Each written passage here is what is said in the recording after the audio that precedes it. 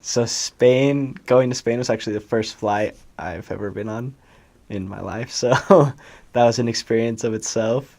But Spain it was a pretty long flight, 10-hour flight. And I was the only one traveling since I came from Provo by myself.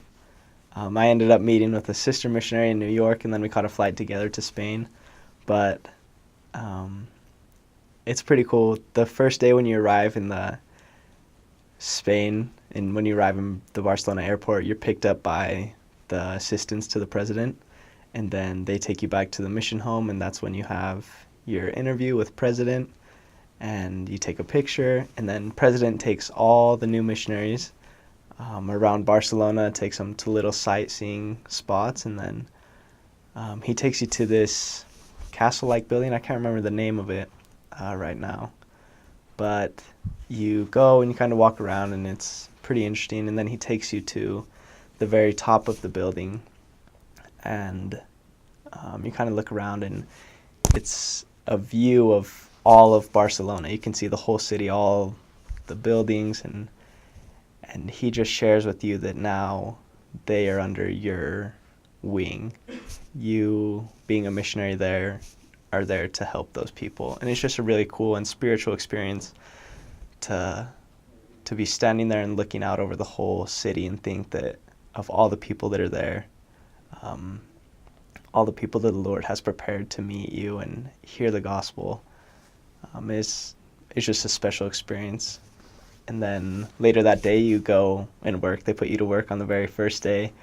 Even if you're tired and exhausted, you go and work throughout the night with another missionary, an experienced missionary that's been there a while. And so you go and you work, and you're in the streets, and you're scared out of your mind to talk to someone, but seeing that it's a new language, new people, new culture, you're a little shocked, but it's a funny experience to go out and work on your very first day and experience what missionary work is in a new culture and with new people and a new language.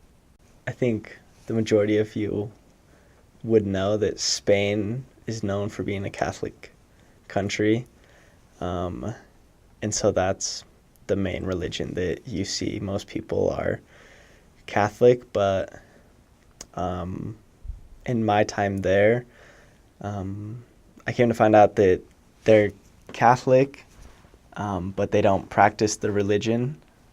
The older generation, the grandparents, are the ones that attend their mass meetings, and actually go to church, whereas the parents, so between 30 to 50, I guess you could say, are ones that were baptized just because their parents told them, they baptize them when they're babies, and so they get baptized right away.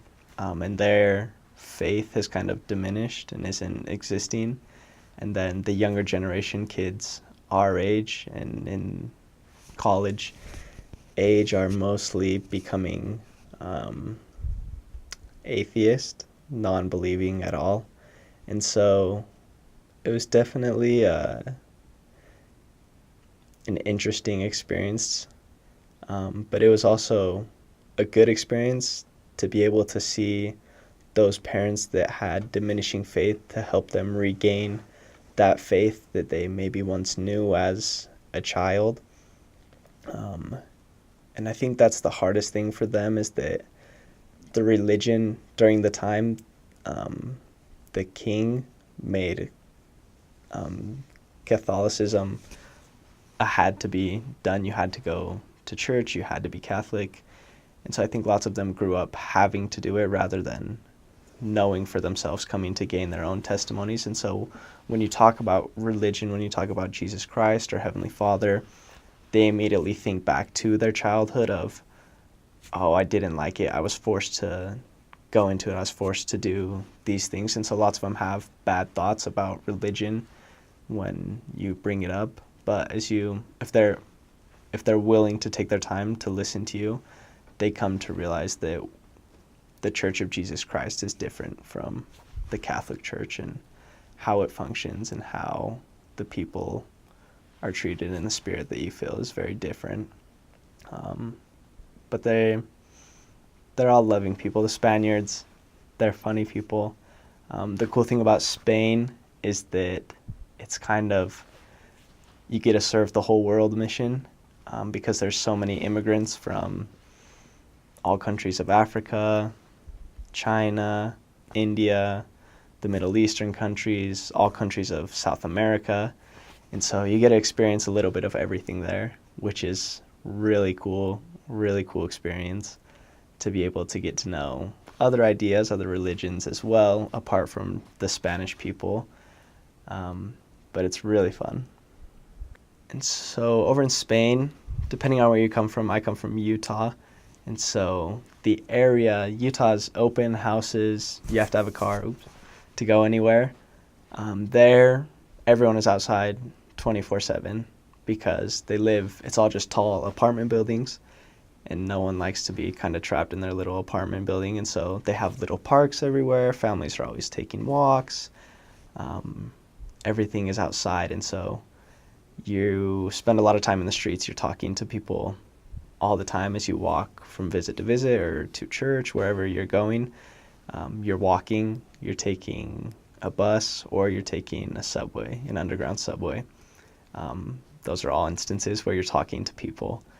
And so don't be afraid to open your mouth. It can be scary seeing that you're speaking another language, but just do it. Just open your mouth. People are surprised when you do open your mouth and see that you can speak somewhat Spanish. And it's interesting because the experienced missionaries who think they're really good at Spanish and just go off and start speaking, the people are kind of like, yeah, uh-huh. But when they see a young new missionary go in and try and speak Spanish to them, speak in their own native tongue and explain to them the gospel, they put extra attention into it, and you can see it in their face and in their eyes that they're really trying to listen and catch the words that you're explaining to them. So just don't be afraid to open your mouth. Talk to everyone that you see, and they'll listen to you. You'll come to love the people, and they'll come to love you. Okay, I served from August 2014 to July 2016, and I started in Valencia in the very south of our mission, then up to Bilbao in the very north, then down into Barcelona area in Badalona and Hospitalet, and then back up to the north in Vitoria. And then I had the lucky chance to fly out to the islands that were in our mission in the island of Ibiza. Yeah, so there's 3 islands that are off the coast of Barcelona, Palma, Menorca, and Ibiza. Ibiza is kind of known for a party island all around the world, but we had success there. We worked hard and saw miracles. Over in Spain, they have what's called Mediodía, which is where kind of the city just shuts down and everyone goes home and takes a nap and has their lunch. And so they kind of wake up later, work, have their mediodía, and then they go back to work until a little bit later. And so our mission is a little bit different. Instead of waking up at 6:30, we don't wake up until 7:30, and then we have our exercise and our studies, and then we go out and work until that mediodía, and then we come home and have our lunch and then study our language. Because literally during that time, from about 1 o'clock to 4 or 5 o'clock, no one wants anything. All their stores are shut down. If you go and knock doors, they get upset with you that you're waking them up from their nap that they're taking. And so that was something that was different. You as a missionary don't get to take the mediodía nap. You just get to eat your lunch and study your language and then head back out to work. But that was an interesting, just very different from home and what we're used to here. The people, they're just a very go-to people. They're always, like I said, outside, moving, doing things. Family is very small with the Spanish people. They are interested in schooling and careers and then starting families. So you'll see parents with only 1 to 2 kids. I would say a family with 3 kids is like a large family for a Spanish family. But the other countries have, the other people from other countries from South America, they have pretty big families. So, other than that, with the Spanish people, with the culture there, it's just an upbeat, moving culture. So get used to moving around, walking a lot, and talking to people all the time. Well, the people there are very nice until they find out that you're a missionary, and then they kind of, oh, okay, I have to go then. But if they don't know, they'll willingly help you with something, or if you need something, they'll do it, and then you'll take the chance to be like, oh, hey, we're missionaries, and they're like, oh, I gotta go, and you're like, oh, okay then. But they're loving. The old people are the funniest. The old Spanish people have stories on stories on stories that you could contact them in the street and they'll have you there for an hour telling you their stories of their life. So it's good to talk to them. Sometimes you want to avoid them. So Bilbao is the most northern part of our mission that you could go. There's Bilbao the city, and then I actually served in the city called Las Arenas. It's just about 20 minutes outside of Bilbao. But the north is awesome. I love the north. It's very green. It rains all the time. And the culture is a very laid-back culture. The people are a lot more slow to go and take their time doing things. So it was a nice opportunity to be able to talk to people. I was there during the time of like the rainy season. It's during the winter when it rains all the time.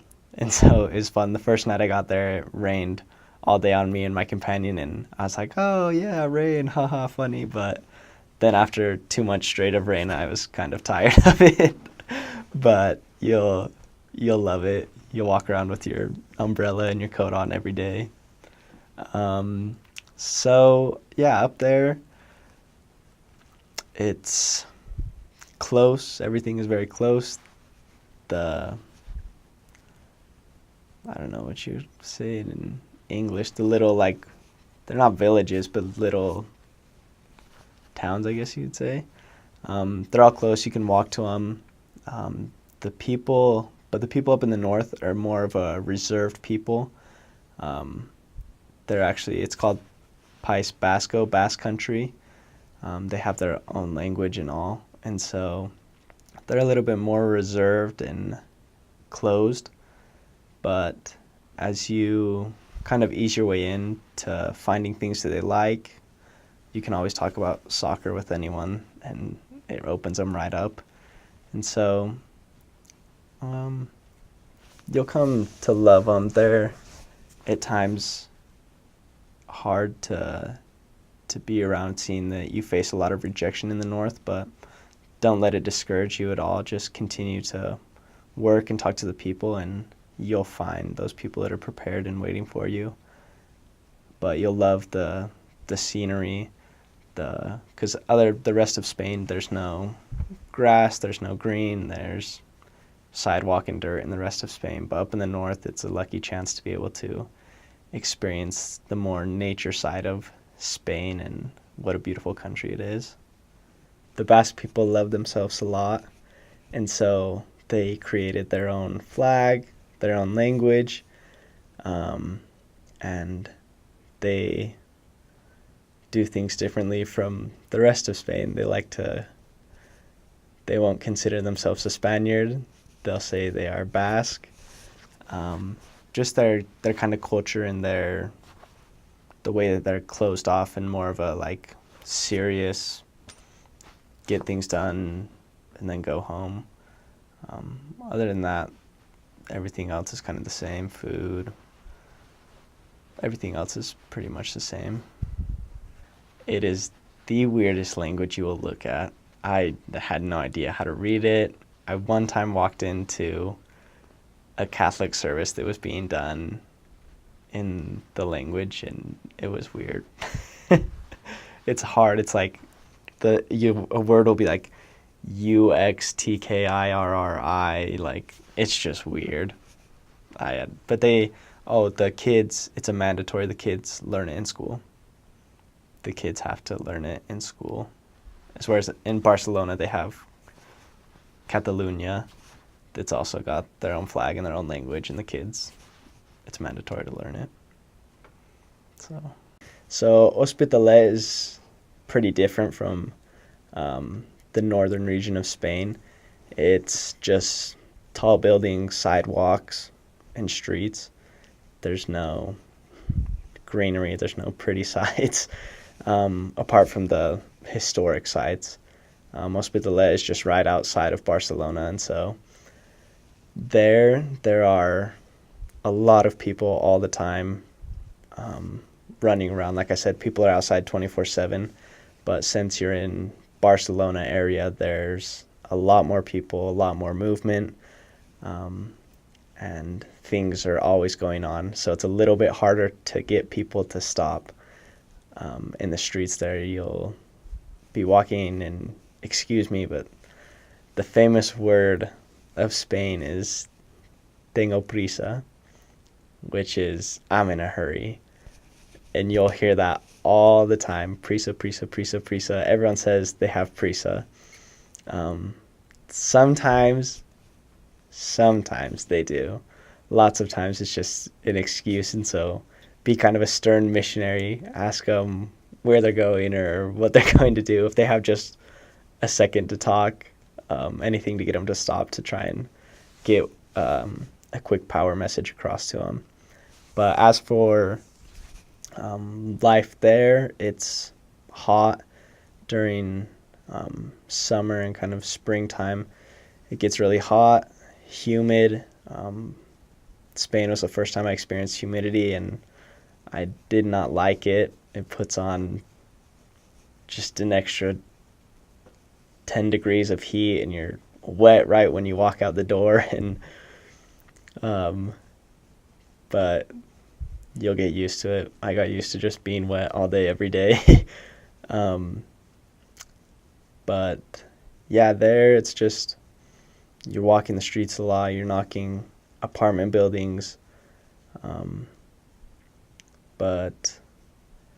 And in Barcelona area, there is more immigrants, whereas in the northern region, it's more Spanish people.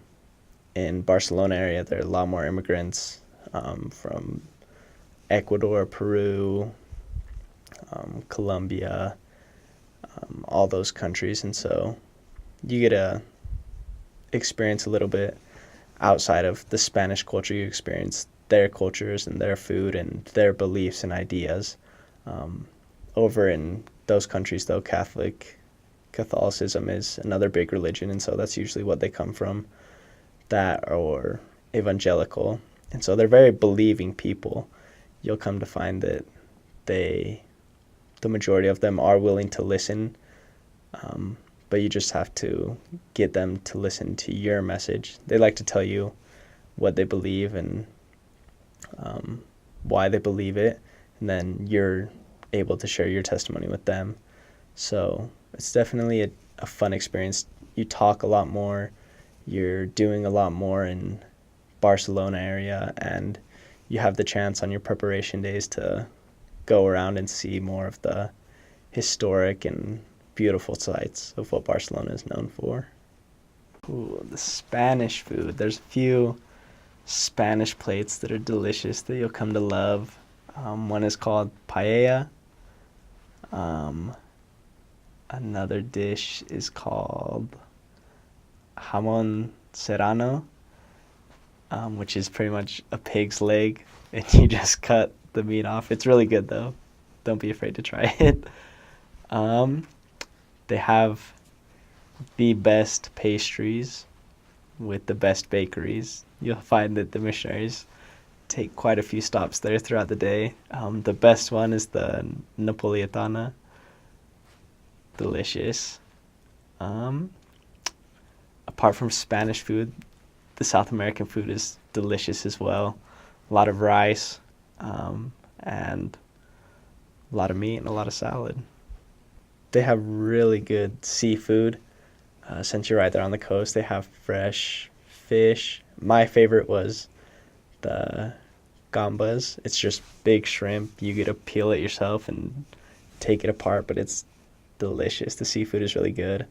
Coming from, I didn't like seafood at all before my mission, but out there it's fresh and really good.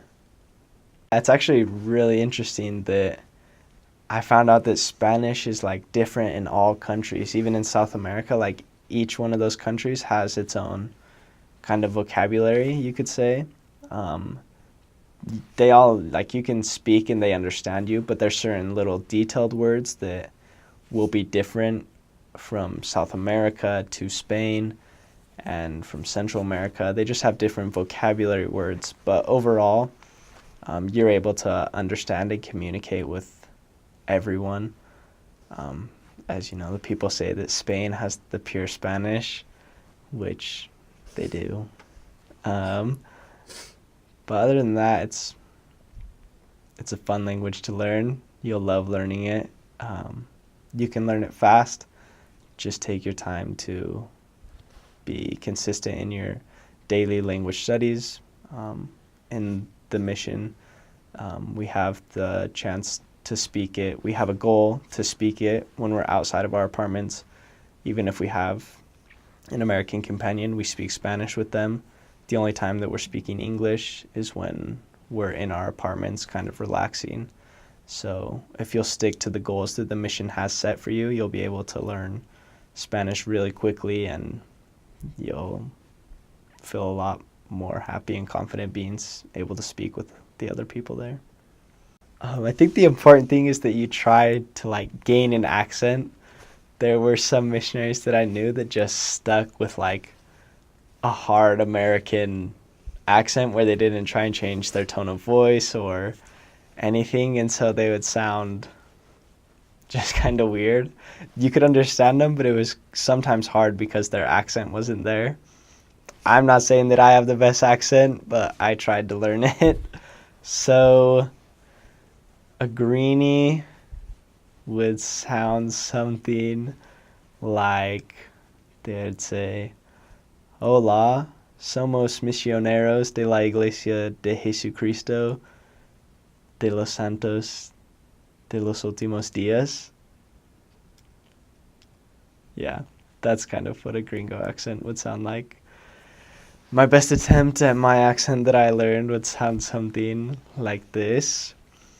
Hola, somos misioneros de la Iglesia de Jesucristo de los Santos de los Últimos Días. So, practice your Spanish, practice your accent, and you'll do great. Spanish is easy. There's no surprises. How you read it is how you say it. Each letter is pronounced. So the best tip I could give would be to read out of your Book of Mormon in Spanish daily. It's a hard one between the hot heat humidity or the freezing cold rain of humidity. They both were terrible. It's hot mostly all the time. I mostly wore my short sleeve shirts. But if you do get called to the north, it can be rainy and cold. So I would say bring mostly short sleeve shirts and then a raincoat and a few sweaters, which would do you fine if you were called to the north area. In Spain, there's like nothing. I don't even think that I saw a spider once in my apartment, out on the streets. I didn't see like any wildlife except for when I went to the zoo and they had like a million bears. That was weird to me that they had like 50 bears in a cage, but there's like not a lot of bugs, insects, wildlife at all. Kind of a funny, crazy experience was one time while serving in Barcelona, there was just a heavy rainstorm, and it just hit hard. I mean, it rained hard for a good while, and the streets were just flooding, and um, everyone was hiding down in the subway stations and in their houses and under bus stops. And so after the rain had kind of stopped, my companion and I started walking down the street again, and we just saw water flying out of a door. And we're like, that's weird. And so we walked up to the door, and we found that it was a young Chinese lady who had her apartment underneath the level of the street. And so the water had just been pouring into her apartment, and it was probably like that deep. And so we asked her, like, hey, can we help you in any way? Her son is hiding up on the stairs, and she's got a bucket just throwing water out. And so my companion and I, we took our shoes off, rolled our pants up, took our socks off, and headed into the apartment and started throwing out buckets of water, sweeping it out, just doing whatever we could to get the water out. It was a pretty funny experience. So, man, you learn a lot on your mission. The one thing that I learned from my mission specifically, we talk a lot about obedience and the importance of obedience and how obedience brings blessings. So, and that applies so much after missionary life as well, to continue faithful and keeping the commandments and doing those things that I need to do, but especially as a missionary, obedience is so key, and I can promise you that it truly does bring so many blessings to you while you're in the mission, both to you and missionary success and blessings to your family and friends that are back home. The mission, it's hard but great. You come to just love the hard work that you have to do. I think probably the hardest thing would be having to walk around all day sweating and getting rejected by people. Rejection at the beginning of my mission was something that was hard to face.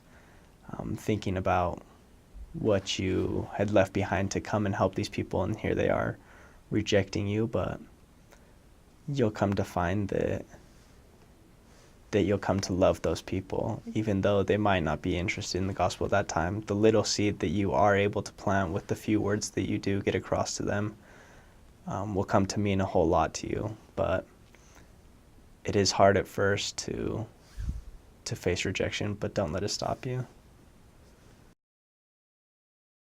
I had a really cool experience in my last area while in the island of Ibiza. There was a couple from Ecuador that had shown up to church one Sunday. Just randomly, they walked into the building, and we were just a little branch out there of maybe 15 to 25 members. And this couple walked in, and they just came and sat in the back, and we asked members if they knew him or not, and nobody knew him. And so we ended up going over and talking to him and asking them if they happened to be members from Ecuador, and they said they didn't. They said that was their first week on the island, and that they were simply looking for a church to go to, and they so happened to walk into our church. And to make the story short, we ended up teaching them and having some really spiritual and special experiences, and they ended up being baptized. And the coolest thing about it was that we found out that one of their daughters, who was back living in Ecuador, had also been baptized by missionaries there. And so we were able to begin the process of making them an eternal family. Again, while in the island of Ibiza, there was a little old Spanish lady that we had found There was a little old Spanish lady that we had found in our area book as we were going through past investigators, and so we ended up passing by her house and knocking on her door, and she was very sweet and happy and excited to let us into her home. She was a single woman. Her husband had passed away, and so the rule of having two missionaries in a home with a single woman, you have to have the door open. And so about 2 or 3 times a week, we would pass by her house, and she would have the door wide open, and she she did not care one bit what her neighbor said, and she would tell us, she'd say, the neighbors, they laugh at me for having you two young men, you two young American men come into my house, and I sit here with the door open and talk to you. But I like the feeling I have when you guys are here. And she would, since she was older, she was very deep in the Catholic religion, and all of her life had been done through the Catholic religion. We were able to sit there and trade back and forth ideas and stories of life. I ended up being transferred. Well, I finished my mission and I went home. But my companion that next week was able to Skype me for her baptism. And it was one of the most joyful experiences of having been away from the mission but still a part of it, to see that she had made it through her doubts and fears and made the choice to be baptized.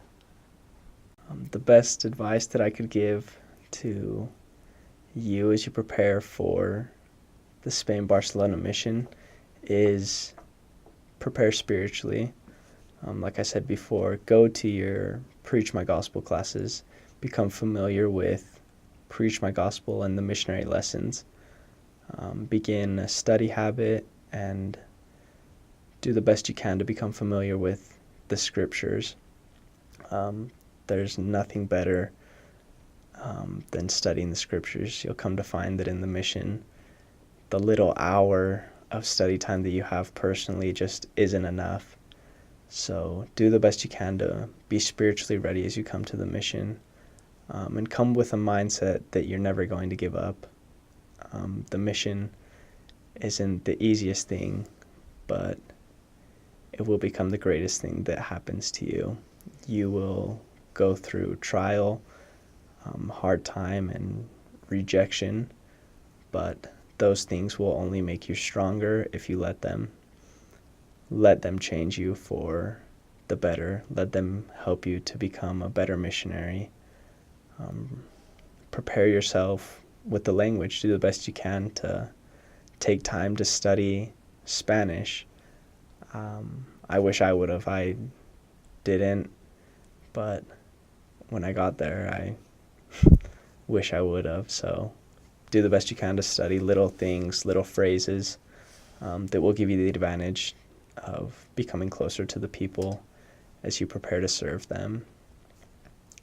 It was different. It was pretty different. I'd been to Europe, so I kind of was ready for the European vibe. But Spain is just so warm and friendly and affectionate that I wasn't expecting that.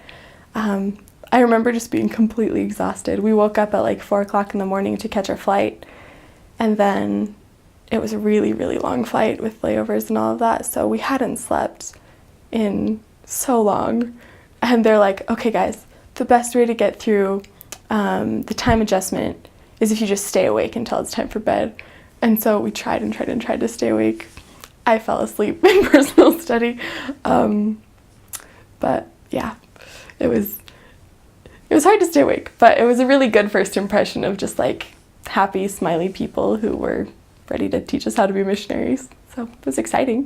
The closest temple is in Madrid, which is about 4 hours on a train or about 8 hours in a bus. So there's not a mission in the temple. Madrid is kind of like the Salt Lake City of Spain. It's where most of the Mormons are, and they have a temple and a lot more stakes than Barcelona. The mission itself goes from Santander, which is a little bit northwest of Bilbao, probably about an hour, down, how far? It's to almost Almeria, so a little bit past Gandia.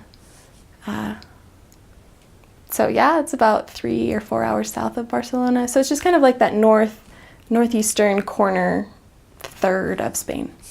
I think there are slightly more wards than branches, but some of the wards are really, really small. I served in Mataró, and it's technically a ward, but on average, I think we'd have about 42 people there every Sunday, and only about a quarter of them were men. So I feel like it technically should have been a branch, but it was a ward. So, but usually it's pretty small.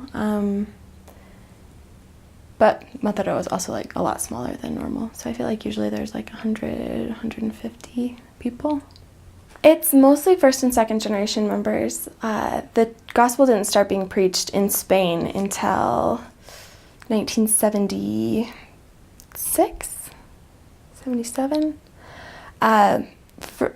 Spain was under a dictator until 1975 when he died. So the gospel wasn't allowed to be preached. Catholicism was enforced, and people had to go to church under pain of severe punishment. So a lot of Spaniards are really opposed to religion. They're atheistic, not necessarily because they don't want to believe in something, but just because organized religion scares them. But so yeah, the church didn't get there until pretty late. But they're doing really well for how long they've had the church. Like the fact that they have a temple and it's only been like 30 years that the church has even been in Spain is kind of impressive. So I was a little bit of an anomaly, and I think I still hold the record in my mission. I was one of those ping pong missionaries who just got sent all over the place. So I had 6 different areas and 15 companions. The Spain MTC was a lot more flexible and lenient. Like, of course, we still kept missionary standards, but it was not as rigidly scheduled and as like rule and schedule oriented, just because there were fewer people. I think there were like 50 of us at the time. The missionaries who go to Spain and who go to Russia and who go Portuguese speaking, but like within Europe and North Africa, they all go there. So there were just fewer people. So it was more of a personal experience. You got to know your teachers a little bit better and interact with people. I liked it. My 5th area was Barcelona, like the middle of Barcelona, which was so nice. It was my longest area. I was there for 3 transfers, and it was magical. I think it was like the timing in my mission and my companions and just the fact that it was Barcelona. I think in big cities, people expect weirdness. Like, does that make sense? And so if you're in a village and you knock on a door of someone that you don't know and they open it and you're like, "Hi, we're missionaries," they're like, "What is this? Like, what do you want from me? Like, go away." But in cities, I think people just kind of expect a certain amount of weirdness. So you can knock on a door and be like, "Hey, we're missionaries. Can we tell you a little bit about our church?" And they're just like, "That wasn't expected." Sure. So I think it was special because it's a big city, but it's also just amazing. Barcelona was like the biggest concentration of people and members and missionaries of like anywhere in the mission. There are 3 wards, and 2 of them meet in the same building, which is like a big stake center that they've built in the middle of Barcelona. And then the other ward, the 2nd ward, meets in a different building. But just because there were so many people like in the city and so many members and so many missionaries, like there was always something to do. There was always somebody to go visit. Like, of course we knocked doors because that's what missionaries do sometimes. But I think that Barcelona was the area that there was so much else to do that we knocked doors less than in other areas. And they're just like other ways to contact people. You can contact people on the metro, or you can contact people in the street. Like, it's just so fast paced. Like, Barcelona's a little bit of a blur just because it was so fast paced, but I remember really enjoying it and just talking to the most interesting people, like just fascinating human beings that you're like, I can't really believe that you exist, but I'm glad that you do because you're really interesting. So after Sabadell, I went to Bilbao. Bilbao is way up in the north of the mission. It's about a 7-hour train ride. And it was the most awkward train ride of my life. So 4 of us got transferred up to the north. We weren't all going to Bilbao, but we were all going to cities kind of close to it. And I remember it was me and another sister and then 2 elders. And the sister hadn't been in the mission very long, so she didn't really speak Spanish. And one of the elders was from Spain and didn't really speak English. And so we couldn't really find a common language for all of us to speak in. And so it was just silent for like the first 3.5 hours of the train ride. And it was so awkward. But once I got there, it was better. Bilbao is beautiful. Bilbao is like, it's right in the north. It's kind of almost like England, like where people say that it rains all the time. Like in Bilbao, it rains all the time. I broke 3 umbrellas within 2 weeks. And, oh man. People up in Bilbao, so they speak a different language. Everybody speaks Spanish in Spain, but the different regions have different languages. So in like Barcelona, it's called Catalunya, and they speak Catalan as well as Spanish. And up in Bilbao, they speak Basco. And Basco's bizarre. Like it's not related to any other language on the planet, and nobody really knows where it comes from. And so like it's weird. But the people are kind of even more closed off and cold than the rest of Spain at first. But once you break through, they're even sweeter than the rest of Spain. But yeah, Bilbao was really special because the ward mission leader was just on fire. Like he knew how to organize missionaries, how to give us what we need, how to just make it all work, kind of like a well-oiled machine with members and people like coming out with us and people organizing family home evenings. And so I saw more baptisms in Bilbao than any other part of my mission, just because we worked so well with the ward, and they were just so on top of it. Like if we talked in a meeting with the bishop and the ward mission leader about like, it would be really nice if this could happen, like the bishop would be like, okay, we're going to have a ward FHE, and like we're going to talk about unity, we're going to talk about this, we're going to talk about this. Like he was so on our side, and it was really nice to just like have that much cooperation from the ward. My first area I opened with my companion. They hadn't had sisters for 18 years. It's called Catarroja. It's this cute little pueblo, little village about 30 minutes away from Valencia. And they're just, the farther you get in Spain, the nicer the people get, like on first approach. So I started out in like one of the friendliest places in the mission. I was only there for 6 weeks.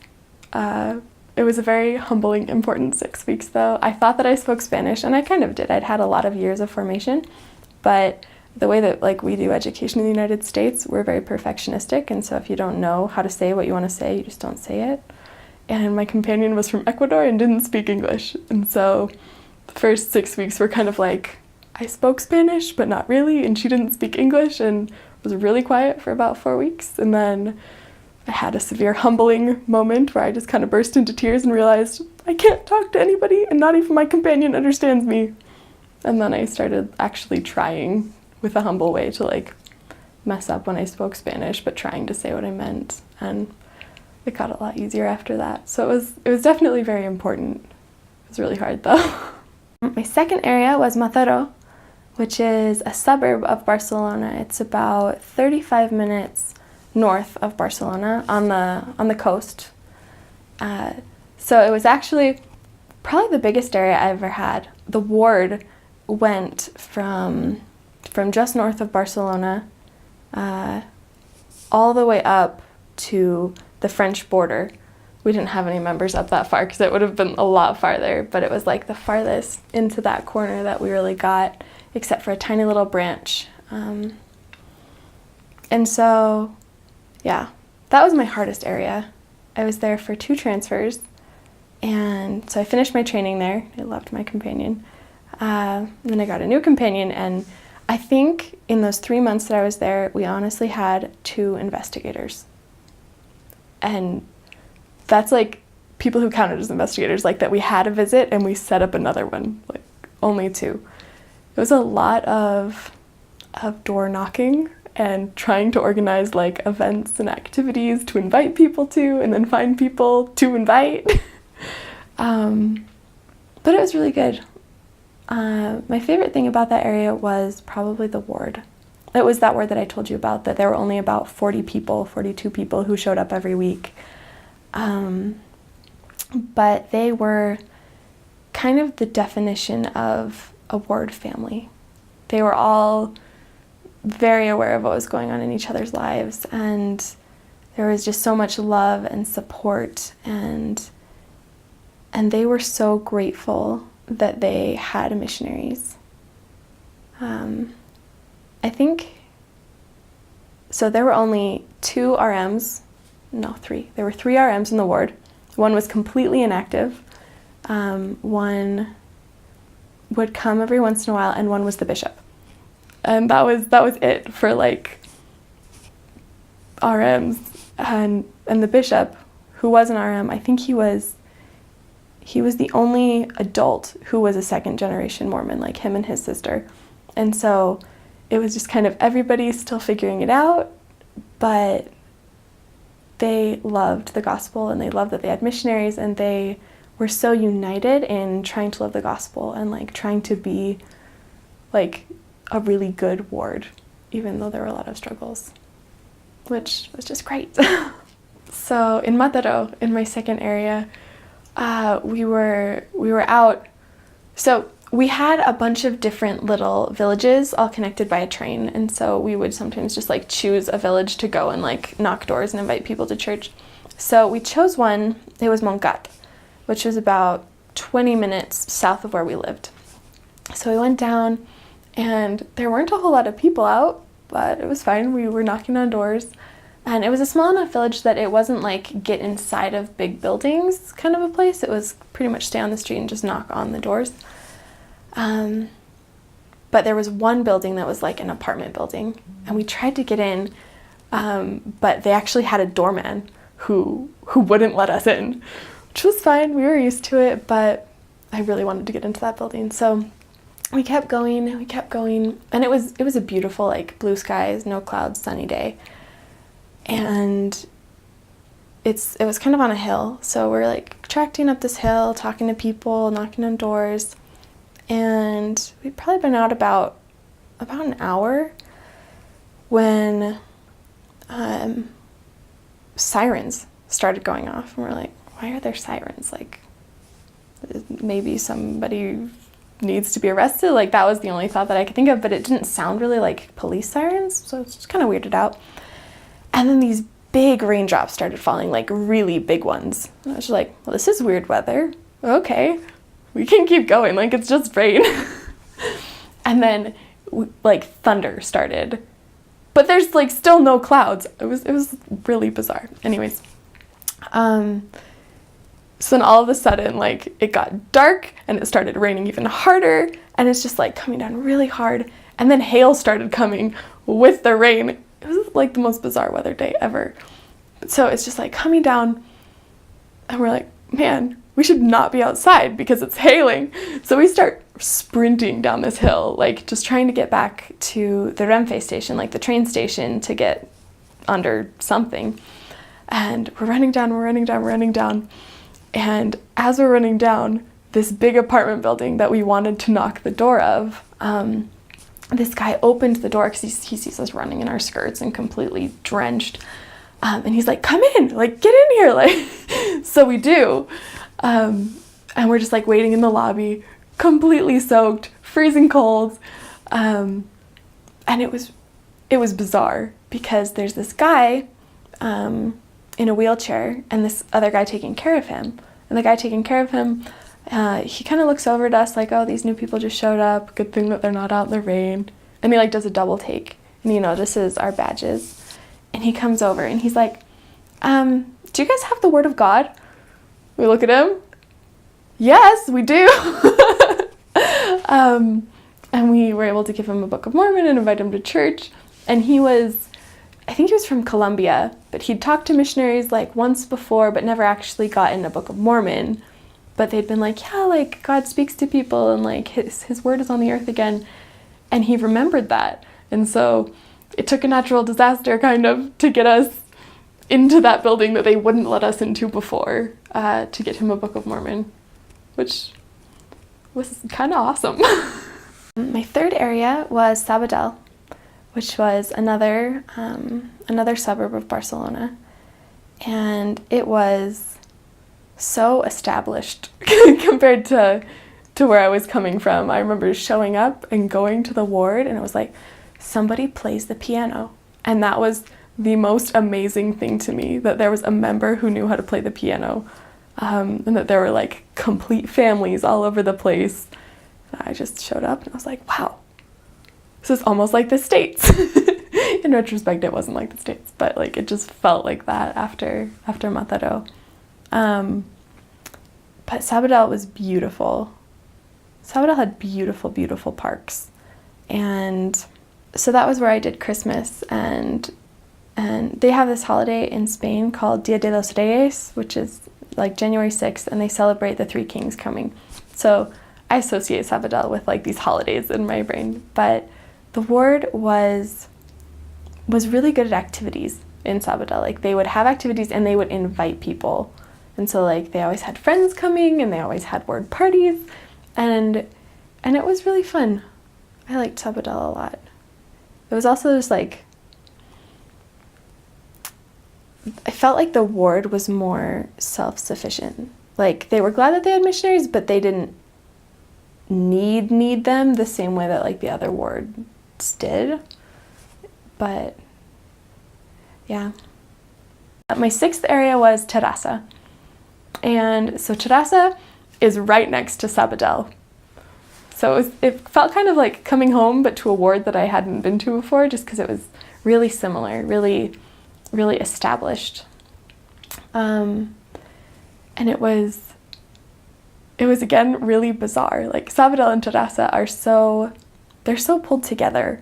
In most of Spain, people probably don't get married until they're like 30, 35, like maybe even older, just because it's not really like a priority, and it's not really culturally like what people do. And it was so weird because in Terrassa, there were I think 3 couples who, the guys had been home from their missions for less than 5 years, and like they were already married, and like in some cases like they had a kid. And it was like walking back into Utah, like that level of just like, yeah, this is what we do. And like they had such a strong youth program, and it was weird compared to the rest of Spain, but it was wonderful just to see the gospel functioning so well. In Terrassa, I think I learned mostly how to work with people, and how to like see within the word like what they needed. Because I was used to like the rest of my mission, I was pretty used to like, okay, like my job as a missionary is to go contact people and bring them to church. And in Terrassa, like people brought people to church, so I didn't need to like be on their backs all the time about that. And so it was interesting just to like kind of shift that perspective of like, okay, like the word doesn't need that right now. They need support in this, and they need support in this, and just to like realize that there were a lot of ways that I hadn't thought of in my whole mission to help the ward function, because it was functioning so well that I like had to come up with other things to do. But it was good to realize though that there were so many different things that I could do. Food in Spain is so good. One of my pet peeves is when I tell people that I served in Spain and I start speaking in Spanish and they're like, oh my goodness, like, did you love having tacos all the time? And I look at them and I'm like, guys, tacos are a Mexican thing. Like, I was in Europe. So food in Spain is kind of similar to Italian food and kind of similar to French food, but it's also Spanish food. They use a lot more rice, where Italian people use noodles. And they don't really like spicy things. But if you go to Spain, you need to try paella, it's a rice dish with all sorts of different mariscos, seafood, like squid and sepia. Well, sepia is a specific type of squid, and fish and camarones. I don't talk about it in English, and so the words are hard to find. Shrimp. So all of that like mixed in and cooked with saffron and different spices and peppers in this rice. And you make it in a really big, shallow pan on a grill. They actually like have these big cook-offs in Valencia and in the south of Spain. And so like they'll just set up these big grills and fires in the streets with like these huge pans, and they'll just make paella, which is so cool. They eat a lot of salads, and they fry like chicken, like they beat it really thin and cover it in breadcrumbs and fry it. Like, Spanish food is just amazing. I really liked croquetas, which are hard to explain. It's like a dough, kind of, but mixed up with like really finely chopped ham and spices, and then you kind of bread that and fry it. It's really good. And canelones are these noodles, and then they chop up meat really fine with a bunch of spices, and they put it inside of like this noodle ring thing, and they put that all in a pan, kind of like enchiladas, and then cover it in like bechamel sauce, which is phenomenal. But yeah, and candy, of course. European candy is just the best thing that ever happened to the world, right? But so yeah, chocolate and bueno bars, things like that. Yeah. Jamón serrano is kind of like a classic Spain thing. It's a cured pig leg that you like shave little pieces of ham off of, which they don't really have here. Chorizo is kind of like a cured salami sausage thing, which I've been looking here. They have some types, but it's not the same. Turrón, oh my goodness.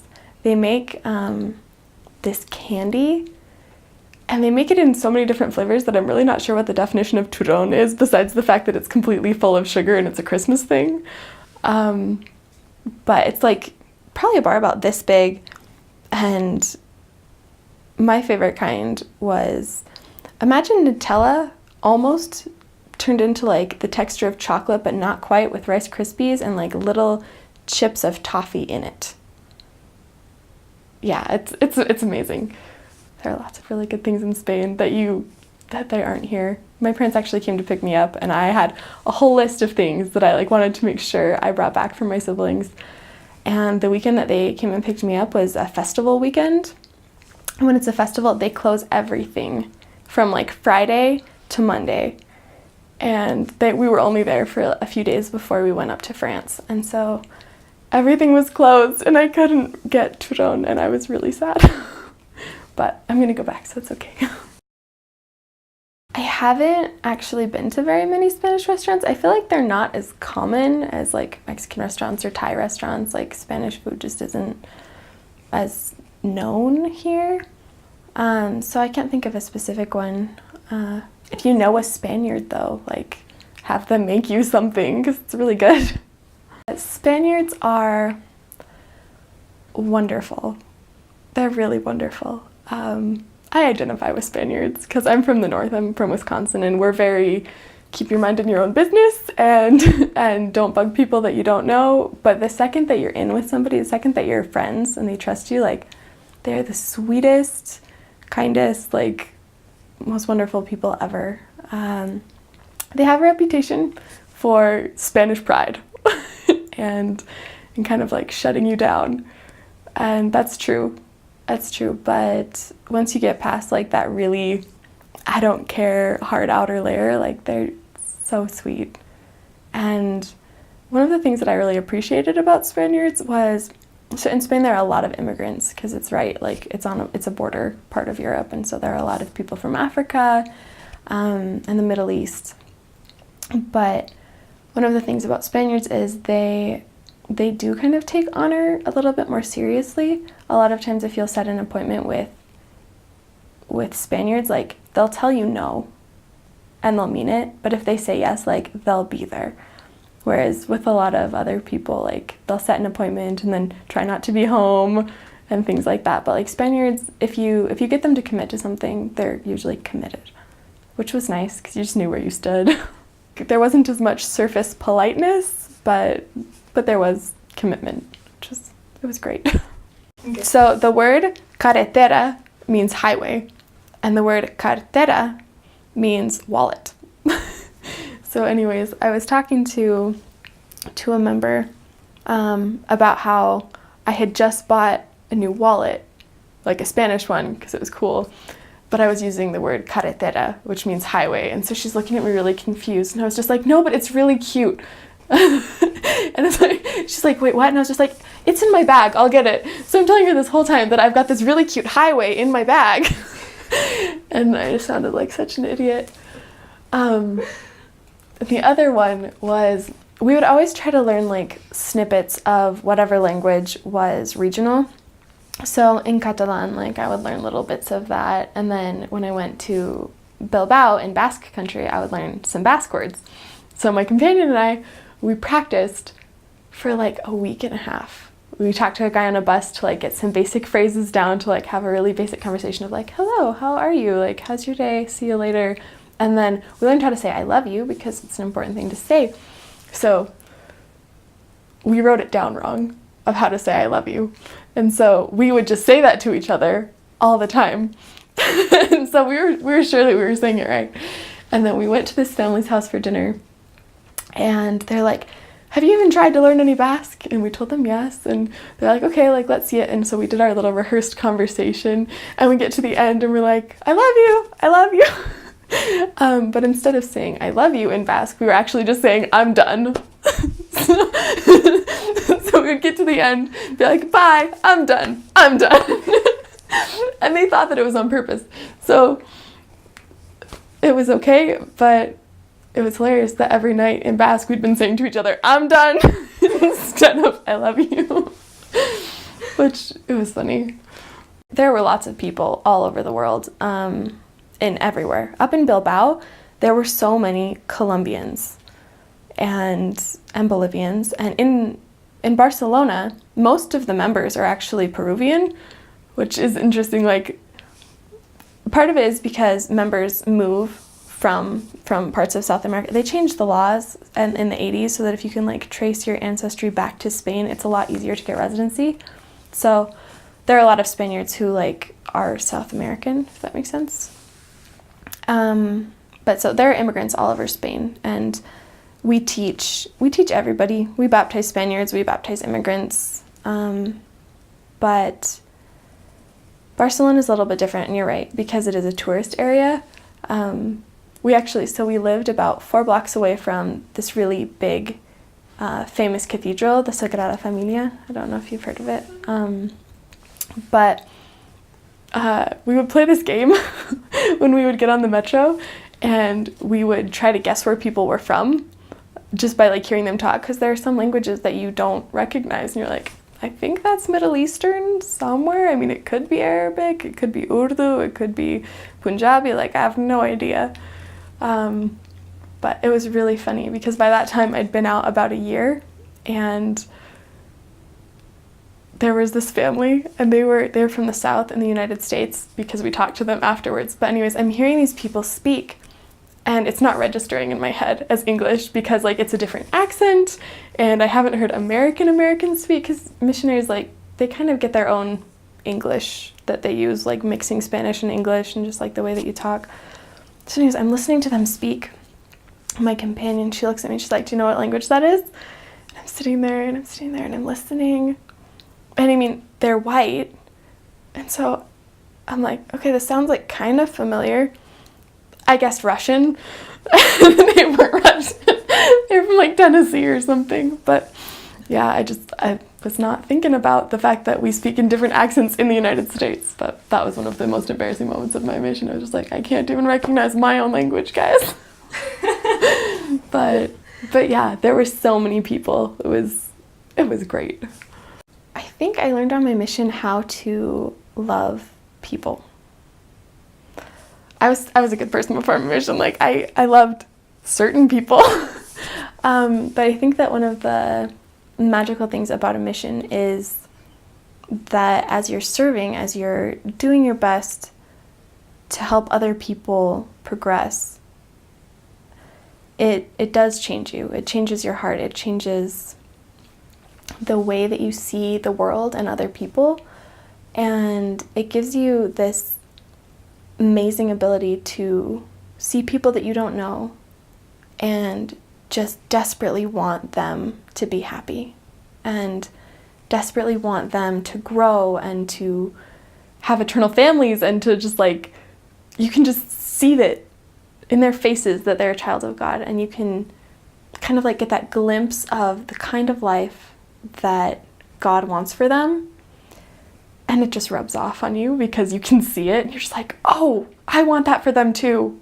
I really want them to read the Book of Mormon. I really want them to stop drinking. I really want them to stop smoking. I really want them to be happy.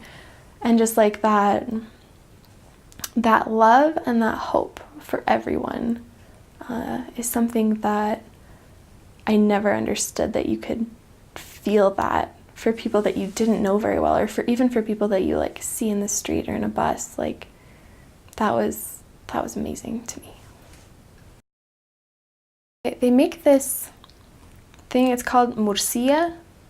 It just kind of, it's blood fried rice turned into a sausage. I remember it was my first area. I was a brand new missionary, and this couple made it for us.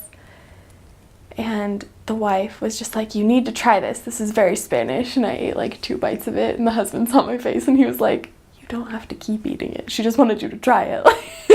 Which was so relieving because there's like still this whole thing on my plate, and I was just like, I don't know if I can mentally get through eating that whole thing. The rest of the meal was wonderful. She was a good cook. It was just, couldn't handle the idea of blood in my food.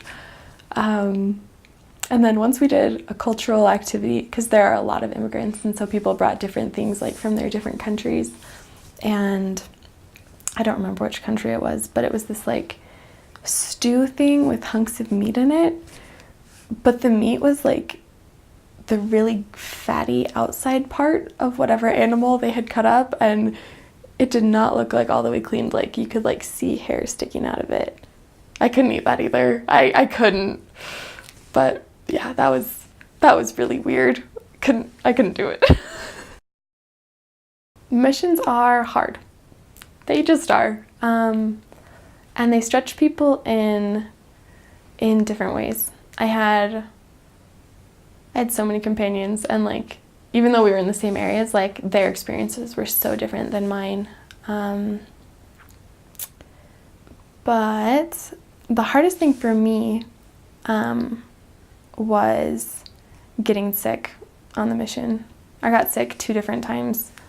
And the worst was I got bronchitis for like a month and a half, but I got it in like July.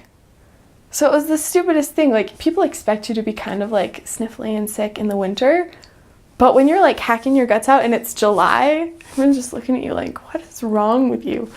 But yeah, that was really hard just because like mission life, it keeps you on a schedule and it keeps you moving all the time. And it's really cliche, but you know that YouTube video where she's like, bronchitis, ain't nobody got time for that. Like that's how I felt. I'm like, I'm a missionary. I don't have time to be sick. But yeah, that was really hard, just like being sick. Yeah. And learning how to get along with people. I think that's difficult for everybody though. Just praying for that extra charity all the time of, you're not really who I would choose to hang out with all of the time, but because we're together 24/7, we need to make this work. Yeah. There were probably 2, and they're both kind of like from scriptures, but in scriptures that I found at like the exact right moment in what was happening and everything. The first one is, I think it's in D&C 11. And God is talking to Joseph Smith, and he's talking about translation, like of the Book of Mormon. And the entire story is pretty much God saying like, I can do my own work. Like it's your job to be obedient and do your best and just kind of be patient until my work happens and is done. And that was really important for me, especially like in that middle part of my mission where I wasn't I didn't like hit my peak of like, okay, this is how you do this. Like there's a learning curve on a mission for sure. And just like to learn to have that patience with myself of learning how to best serve God, but also realizing that like missionary work, like it's God's work, and he's doing everything through his Spirit, who he decides to send down the street, what he tells you in the morning when you wake up of like, hey, go study this, or hey, go talk to this person. Like, you do your best, and that's good enough, because God's kind of in control of everything, and he's not going to let you fail. And that was really important for me to learn. And the other thing that I learned on my mission was optimism, and just being happy and not letting anything else affect that. There's a scripture in 1 Timothy 5:16, I think, and it just says, rejoice evermore. It's like one of the shortest scriptures in the world. But I was reading it, and it kind of hit me as like a commandment, just like rejoice evermore. And then the whole like 1 Nephi 3:6, or I'm going to forget the reference. Wow. But the whole like God doesn't give commandments that are impossible. So the fact that God tells us to be happy means that it's possible. That means you can do it all the time. And so just learning that like optimism is a commandment, and it's possible, kind of helps you through everything, you know? One of my converts, she was like my miracle. So before the mission, I kind of told you how I decided to go on a mission, that I hadn't really planned on it, and then it just kind of, this is what you should do, so I did. I had a total freak out the week before I left. And I was just like, I can't believe I'm actually doing this. Like, I know it's right, but I'm terrified. Anyways, I was working as a dishwasher at the MTC, and I'm having this like crisis while I'm washing dishes, thinking I'm leaving in a week and I can't do that. Like, I can't be a missionary. I don't know what I'm doing. And so I was just praying so hard just to like calm down, just to be able to realize that I was going to be fine, like just help me be a good missionary. And I remember that this phrase came into my mind that I'd heard people say it, but I never really believed it. And I just remember asking God to help me find the people that I'd promised to find. And I thought that was odd, because I thought that missionary work was great, but I'd never actually believed that like we made commitments to people, like we're going to find certain people. I was just saying, wherever I go, like there will be people to find. It's not somebody specific. But that really surprised me. And then I forgot about it, of course, because that's what I do. But in Barcelona, we were walking. We came out of the metro, and there's this plaza, and we were waiting for the light to change to cross the street in the middle of the plaza. Like, it continued on both sides. And we were already kind of late for an appointment that we had set with a less active woman. So we weren't really looking to contact, which is odd for us, but that we were actually in a hurry and had somewhere very specific to be. And we're standing there waiting for the light to change. And I looked across the street, and on a bench, not like right in front of us, but like on a bench kind of behind a tree, there's this woman sitting on a bench eating a popsicle. And I had the most specific, strong feeling of like, you need to go talk to her. And it's going to sound silly, because I mean, I'd been out a year, but when I felt the Spirit, it was usually like, you can do this, go talk to people. But it was really general, like, you need to talk to everybody. Everybody is a child of God. But in this moment, like, it was the most specific I'd ever felt it, of like, you need to talk to that woman, the one eating a popsicle on that bench right now. And so I was, of course, terrified, because when you get something that specific, you're like, I'm going to mess this up. And I was really tempted to just like kind of ignore it. It's like, we're in a hurry, whatever. So I turned to my companion. I was just like, we need to go talk to that girl on the bench eating a popsicle. And she looks at me and she's like, Hermana, we're in a hurry. I was like, yeah, but we need to. And I'm telling you so that you make me do it. So we crossed the street, And we walk up to her, she's chilling there eating her popsicle, and I pull out a Book of Mormon. I'm like, hey, have you ever seen this book before? She says, no. And I'm like, well, this is the Book of Mormon, and it's another testament of Jesus Christ. Like, do you have some time that we could tell you about it?